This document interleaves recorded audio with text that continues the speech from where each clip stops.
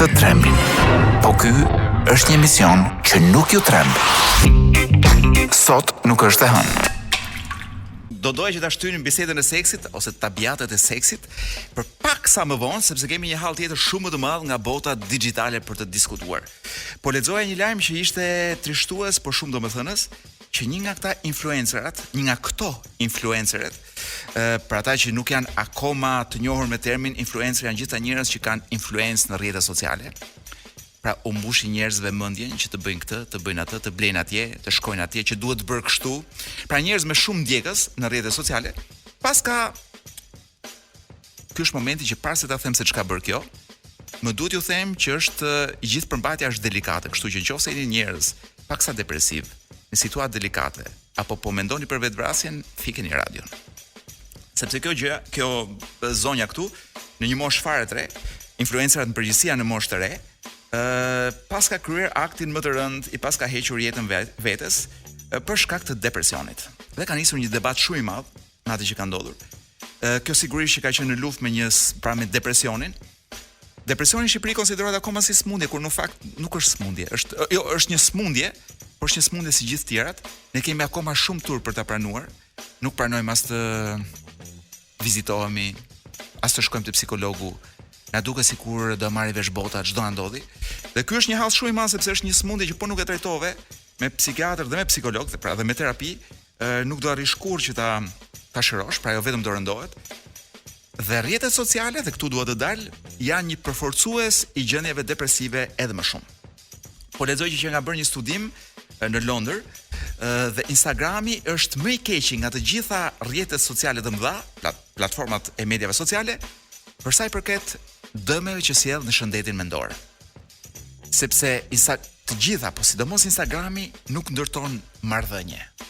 Nuk është si DJ Wizi që gjeti një shok fëmijërie në Facebook edhe tani flasin deri natën vonë. Sigurisht kanë nga i cigare bar aty domosdoshmë, nuk kuptojnë se si kalon koha, po flasin me orë të tëra me shokun e vet që jeton në Zelandën e Re. Jo, në Instagram në fakt ti nuk ndërton dot të tilla marrëdhënie, dhe sidomos, ajo që ndodh në Instagram është kjo. Aty nuk ka njerëz në Instagram.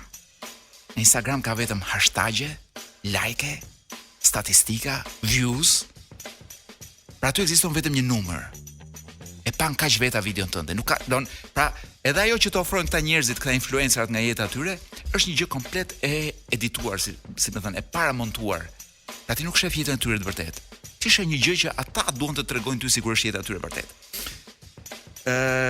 Mirë po, ne nuk kuptojmë që këta njerëz, këta influencerat, dhe ka shumë në Shqipëri edhe nga këta, vërtet bëjnë para.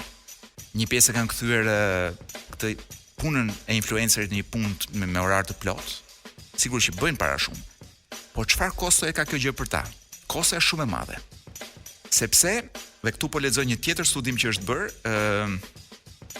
është një artikull pra i publikuar në Britani, në The Independent, mos gabohem, ku kjo gazetarja ka intervistuar 12 influencer Instagrami dhe kanë ndjekur edhe statuset e tyre, pra, për influenceri dhe mënyrën se si u ndikonte kjo gjendje e tyre jetën personale.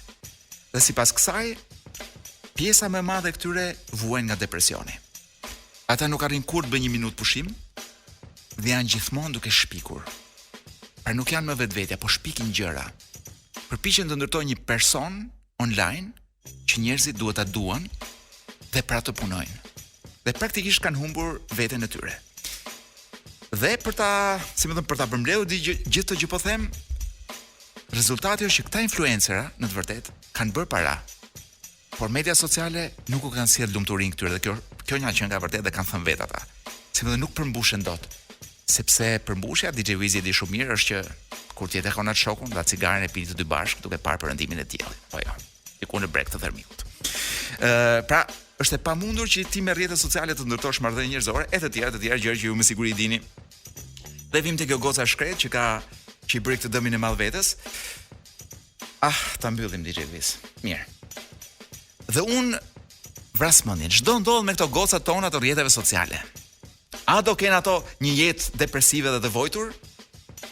Në qoftë se vazhdojmë për më shumë se një vit këtë punë, kam frikë se jo. Kam frikë se po, do thosha. Sot nuk është e hënë.